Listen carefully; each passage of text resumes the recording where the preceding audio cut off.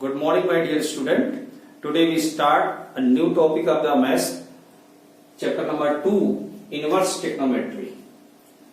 जैसा कि हम लोग 11th क्लास में ट्रिग्नोमेट्री के बारे में बहुत कुछ पढ़ा है और हम लोगों ने एक ग्राफ भी इसमें सबसे पहले हम लोगों ने स्टार्टिंग में ही सीखा था और उसी में से एक ग्राफ मैंने बनाया है साइन का, y equal to sine x, यानी कि ये फंक्शन है fx equal to sine x.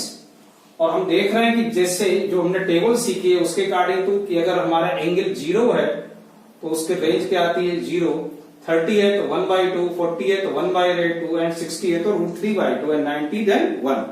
It means when the angle increased the value of y also be increased. y means fx। It means ये which type of this function. तो अगर हम इस graph में देखें तो ये किस तरीके का फंक्शन है, जैसा कि हम लोगों ने फंक्शन चैप्टर नंबर 1 में पढ़ा, 1 1 मैनी 1 and 2 मैनी 1। उसमें हम लोगों ने एक चीज और पढ़ा था कि इन्वर्टेबल फंक्शन भी बने पढ़ा। तो इन्वर्टेबल फंक्शन क्या है इसके बारे में भी आगे हम लोग डिस्कस करेंगे। तो अभी यहां ये देखते हैं कि ये हमारा जो गिवन फंक्शन है ये किस तरीके का फंक्शन है। अगर मैं यहां पर कोई भी वैल्यू लूं x की जो भी हो और एक वैल्यू में यहां x की लेता हूं, यानी एक एंगल में यहां पर लेके fx की वैल्यू निकालूं तो मुझे ये y मिलेगा और यहां लेंगे तो ये, और ये जो अगर मैं ज्वाइन करता हूं तो that is a parallel. It means in both point y should be same. ऐसे मुझे बहुत सारे वैल्यूज मिलेगी जहां पर y की वैल्यू क्या होगी सेम। जैसे अगर इस जगह हम लें दूसरे तब भी ये लाइन अगर इस लाइन के पैरेलल है तो यहां पे मुझे सेम वैल्यू मिलती है। It means that function is a many one, यानी कि ये मैनी वन फंक्शन को रिप्रेजेंट करता है। ये फंक्शन हमारा मैनी वन है। अब अगर हम इसके देखें कि ये इनपुट क्या है, इनपुट माने डोमेन, डोमेन इसमें क्या है r, r का मतलब आल रियल वैल्यूज। लेकिन आउटपुट यानी कि इसका जो रेंज आ रहा है वो कहां तक -1 से 1 तक साइन का रेंज होता है। ये हम लोगों ने इतना 11th क्लास में सीखा था। लेकिन 12th क्लास में हम लोग पढ़ रहे हैं inverse trigonometry. Inverse means inverse कोई फंक्शन कब होता है जब वो फंक्शन 1 1 होगा और ऑन टू होगा। उस फंक्शन का 1 1 और ऑन टू होना जरूरी है।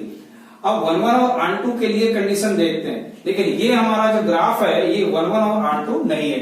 लेकिन अगर हम लोग ध्यान से देखें तो यहां से लेके और ये जो कर्व हमारा जा रहा है ये कर्व जो बन रहा है, ये कर्व में अगर मैं इसने कर्व के इंटरवल को रिस्ट्रिक्टेड कर दूं, फिक्स कर दूं इतना, तो ये हमारा कर्व यहां से लेके यहां तक यानी -π/2 से लेके π/2 के बीच का जो पार्ट है इस कर्व का that is a 1 1 and onto. ये 1 1 भी है और ऑन टू भी है। आप चेक कर सकते हो, आप कोई भी वैल्यू यहां पर x की लेंगे x एक्सिस पर, यानी कि कोई भी वैल्यू एंगल का आप लीजिए, यहां हर जगह आपको y डिफरेंट मिलेगा।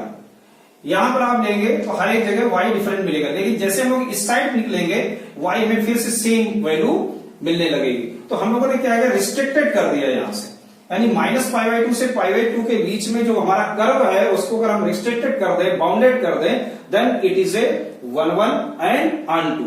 और 1 1 और ऑन टू होगा तो ये क्या हो जाएगा इनवर्स हो जाएगा, इनवर्स फंक्शन बनेगा। अब 12th क्लास में हम लोग इस तरह का ग्राफ देखते हैं।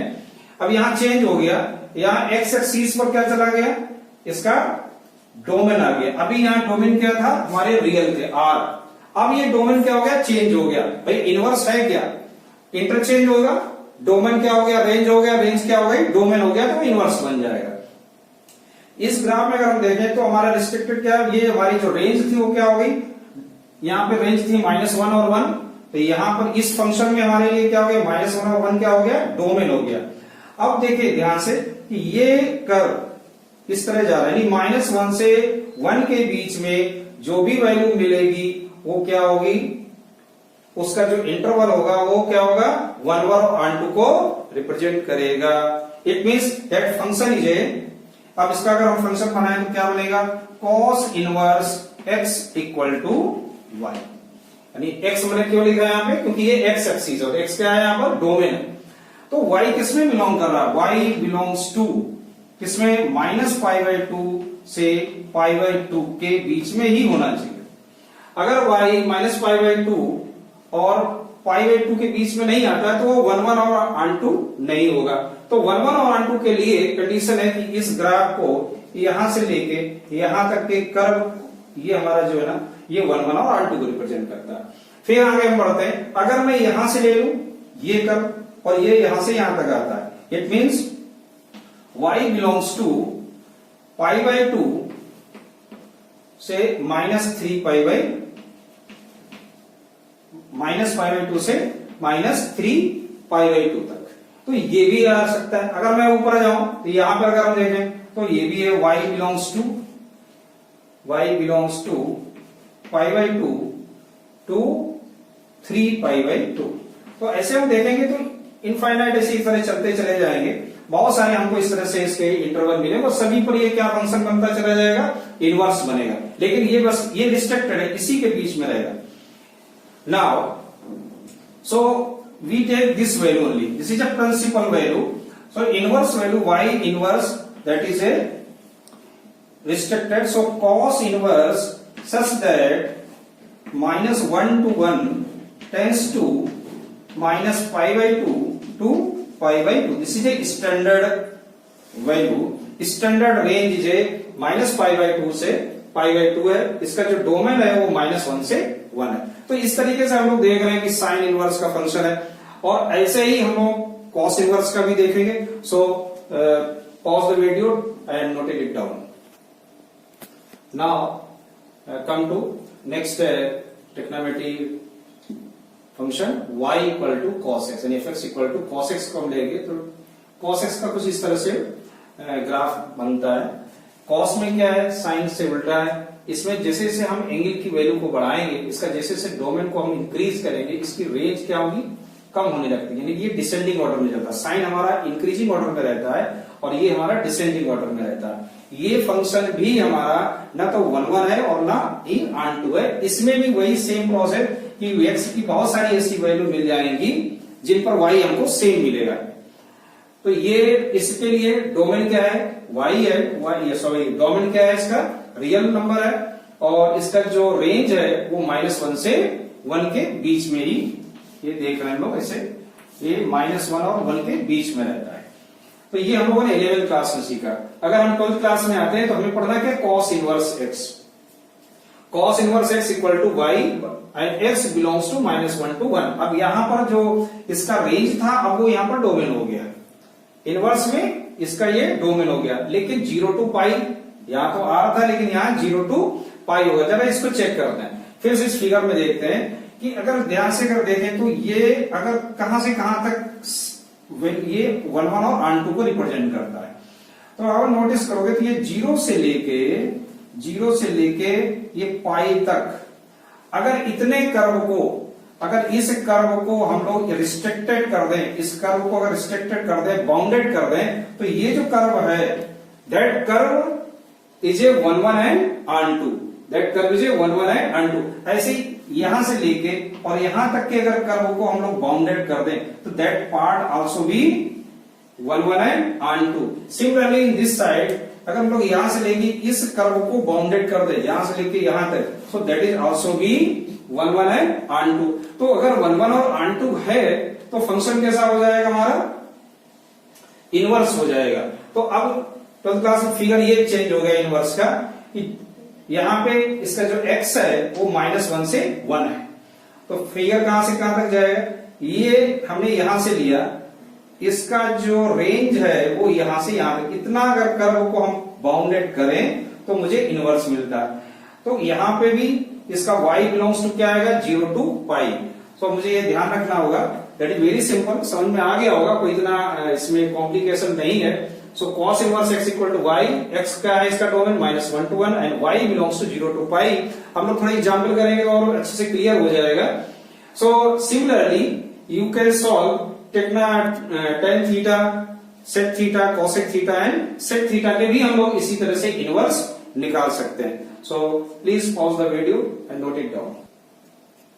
तो हम लोगों ने sine inverse, cos inverse, tan inverse, cot inverse, sec inverse और कॉसेक इनवर्स के डोमेन और रेंज के बारे में सीखा। अब हम लोग थोड़े से एग्जाम्पल करके देखते हैं तो और भी क्लियर हो जाएगा। क्वेश्चन है एक्सरसाइज 2.1 और फर्स्ट क्वेश्चन है कि find the principal values of sine inverse -1/2। चलो देखते हैं। तो sine inverse -1/2 we let that is a theta, मैंने क्या लेट कर लिया, थीटा लेट किया। जिसके पहले हम लोगों ने सीखा था कि sine inverse x equal to y, where y belongs to -π/2 to π/2, ये हम लोगों ने अभी सीखा। Similarly it means now theta, यहां पे अगर है sine inverse -1/2, it means theta belongs to -π/2 to π/2, यानी जो भी वैल्यू आएगी, इसकी जो भी वैल्यू आएगी वो इस इंटरवल के बीच में ही होगी। तो देखते हैं। So sine theta equal to -1/2, then sine theta equal to minus, और 1/2 किसकी वैल्यू होती है, साइन 30 की, और 30 को हम लोग पाई के फॉर्म में क्या लिखते हैं, π/30, 3 6 18, यानी कि π/6। अब यहां पर थोड़ा सा समझना है कि sine theta equal to minus sine π/6, और हम लोगों ने 11th क्लास में यह सीखा भी था कि यहां पर हम इसको कंपेयर कब कर सकते हैं, जब यहां पर कुछ भी साइन नहीं होना चाहिए। तो हमारा पहला है कि साइन को यहां से हटाना है। तो यहां से दो टाइप के स्टूडेंट क्लास में बैठ जाते हैं। तो वो दो टाइप के स्टूडेंट कौन है, एक स्टूडेंट क्या सोचता है कि साइन थीटा इक्वल टू इस माइनस को उसने पढ़ रखा है कि सेकेंड क्वाड्रेंट में साइन पॉजिटिव होता है और थर्ड क्वाड्रेंट में साइन नेगेटिव होता है। अगर थर्ड साइन में है तो यहां पर क्या बनेगा, थर्ड ASTC, ए माने सभी यहां पॉजिटिव होते हैं, सेकेंड क्वाड्रेंट में साइन और कॉसेक पॉजिटिव, ये थर्ड में। तो यहां क्या बन गया, इसको अगर मैं नेगेटिव साइन को हटाने की कोशिश करूं तो कैसे, ये 11th क्लास में सीखा, pi plus π/6, pi plus π/6, it means sine theta equal to sine 7π/6। तो उस स्टूडेंट का, एक स्टूडेंट का आंसर क्या है, 7π/6, but 7π/6 not belongs to -π/2 and π/2, so that is not a correct, ये तो गलत हो गया। फिर क्या करना चाहिए था हमको, तो ये मुझे ध्यान रखना होगा, ये आंसर नहीं हो सकता। फिर सही आंसर क्या है उस पर देखते हैं, व्हाट इज राइट।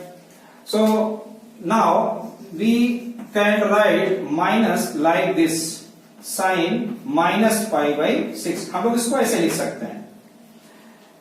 क्यों, क्योंकि we know that sine -x always -x, और लेकिन cos एक ऐसा होता है जिसमें -x अगर यहां है, cos minus theta always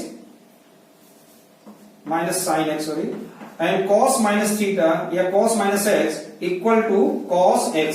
sign में जो ये अगर डिग्री, ये इसका एंगल नेगेटिव है तो वो साइन माइनस का बाहर आ जाएगा, और लेकिन cos में अगर ये माइनस थीटा है तो हट जाएगा। तो इसके अकॉर्डिंग टू हम लोगों का आंसर जो आया वो है theta equal to -π/6, and this is a principal value of the this function since -π/6 belongs to -π/2 and π/2, और इसलिए ये प्रिंसिपल वैल्यू उसकी सही है क्योंकि -π/6 -π/2 और π/2 के बीच में। एक और एग्जांपल करके देखते हैं।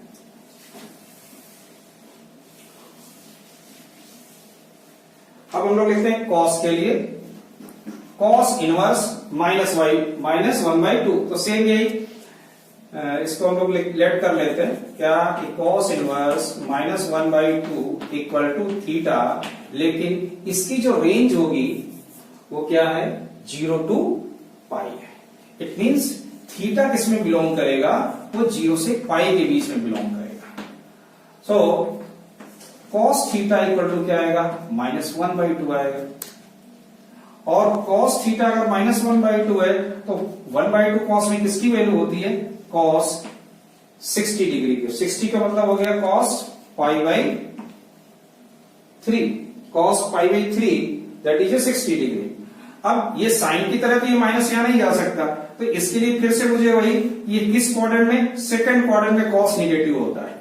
सो we can write like this. अब वही इसमें अप्लाई होगा, तो क्या, cos pi minus pi by 3, हम लोग इसको ऐसे भी लिख सकते हैं। क्यों? क्योंकि cos 180 minus theta that is a minus cos theta, therefore theta equal to 3 1 जा 3 minus 2 pi by 3। So 2 pi by, since 2 pi by 3 belongs to, इसमें 0 से पाई के बीच में बिलोंग करता है, इसलिए therefore 2 pi by 3 is the principal value of cos inverse minus 1 by 2. One more example, one more question.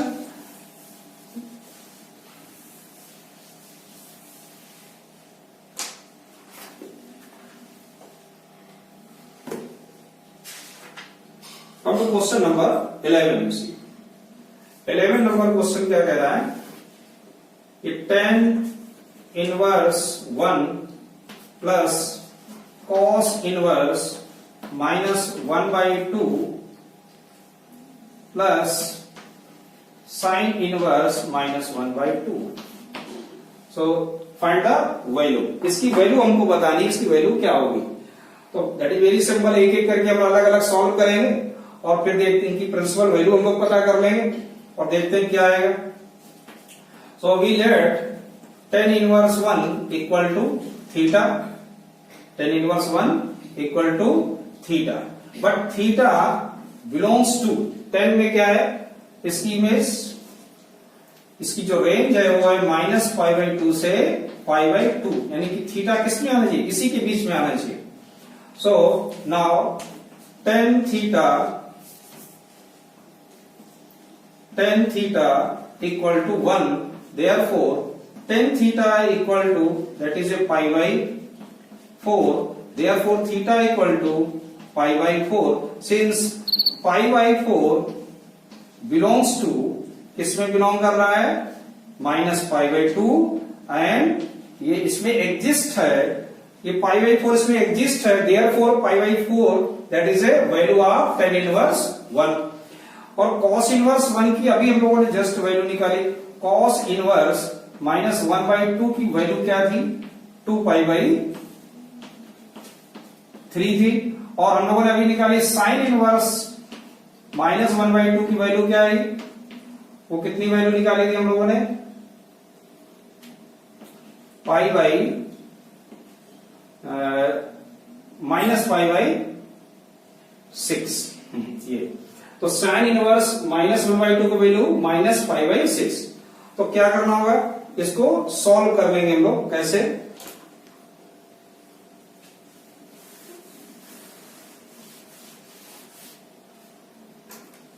सभी value इसकी रखना है।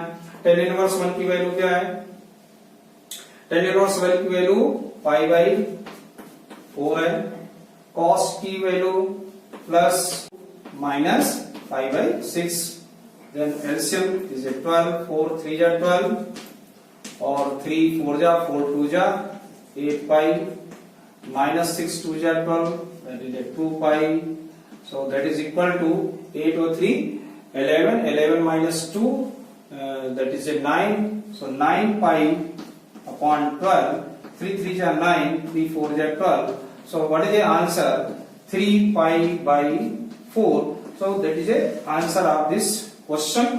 So this exercise is over.